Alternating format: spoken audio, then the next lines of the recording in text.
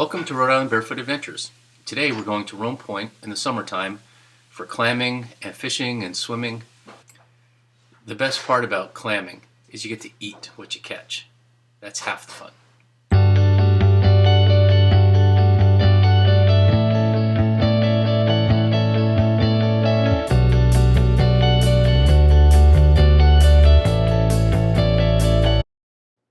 Rome Point can be quite rocky, so walk into the water till you find a place where your toes sink into the mud the most. That's where you will find the clams. I like to dig deep between 3 to 9 inches, and I like to work in a circle. If I catch clams, I stay there. If I don't, I move to another spot.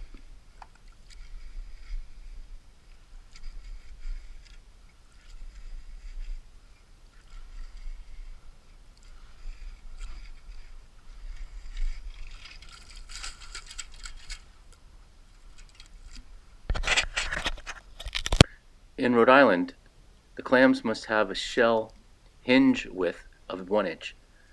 A nice thing about the store-bought rakes, they are preset to the 1 inch hinge width. So if the clam falls through, it's too small. If it stays in, you can eat it.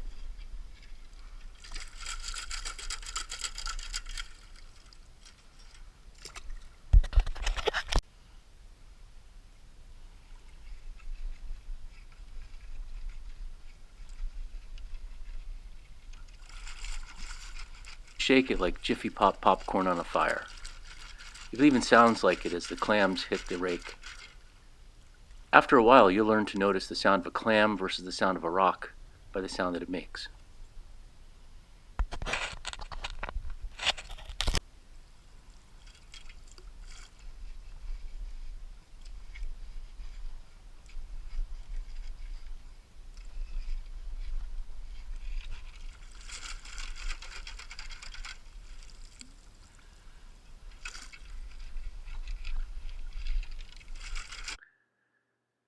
Soft-shell clams, steamers, also known as pissers. You look at low tide, you look for oval-shaped holes. Sometimes when you step on them, the water will squirt up into the air, so they're called pissers. When you find a lot of them, start digging just to the side of them. You don't want to crush them, so dig a hole next to them, go down about 1 foot. Then you can start working the edges. As water fills the hole, it actually helps you. It's your partner. I like to just sit down, dig with my hands, dig with the rake, get muddy, get dirty. It doesn't really matter because I know I'm going to go for a swim afterwards, so I can get as dirty as I want. Kind of reminds me of playing in the sandbox as a kid. Except I wouldn't want to eat anything I found in the sandboxes when I was a kid.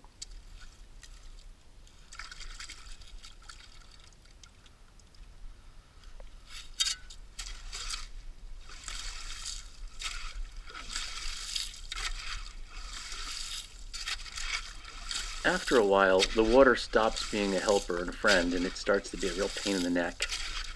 I think in the future I might bring down a pump and pump the water out to help speed things along. You scrape at the base of the hole with either a shell or a rake or your hands, and that'll cause the steamers to actually fall into the hole. And you'll see that happening from time to time where the hole will cave in under its own weight.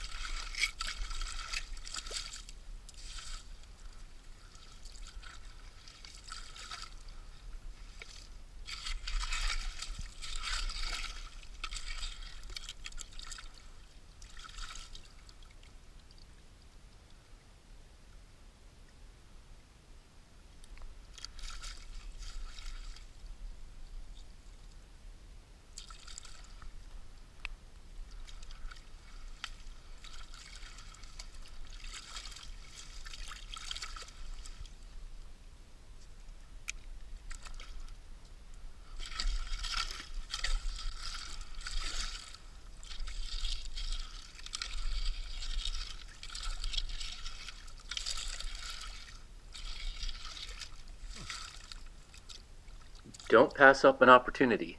I came across this sandworm, and I put him on the side for later. Wait till you see what happens then.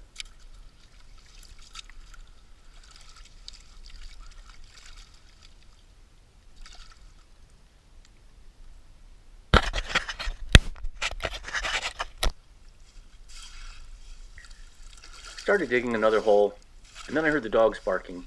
So I knew Shelley was on her way back, and my day was almost over. Time to pack things up here on the sandbar.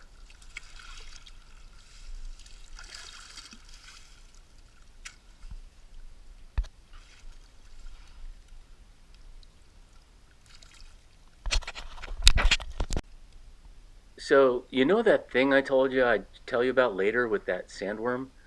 Well, you actually missed it. Because I was so busy trying to get the camera on, I lost the fish. First cast with the sandworm in the Narrows, I almost caught, a fluke. It was about 16 inches. I would have had to have thrown him back anyways, but it was really nice to catch a fluke in such a small waterway.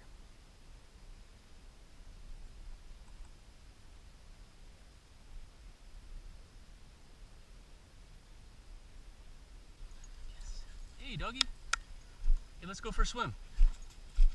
Yay, Miko, Loki, and Annika are here. Let's go for a swim. What's really cool about the Narrows here is as the tide's coming in or out, there's a pretty good rip. Depending on how you time it, you can get up some pretty good speed. Today it was a little like a lazy river, but I enjoyed it.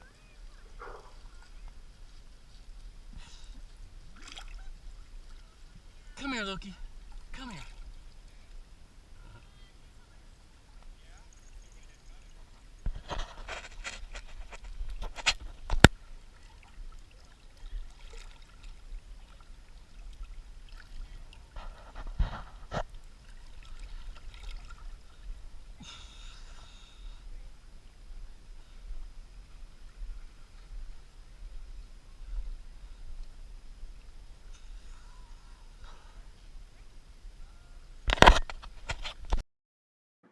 I got some clams, put them in a sink for a few minutes, let them get the sand and grit out of themselves. Then I steamed them up in a double boiler. Little necks and steamers. I made some that were fried clams, delicious, but a lot of work, but delicious. Steamer? So what you do is you open up the steamer clam, you pull off the black skin that's on the foot, the pseudopoda. You give it a rinse in the water. That water comes from the steamer. Dip it in some butter if you like, and enjoy. Stop.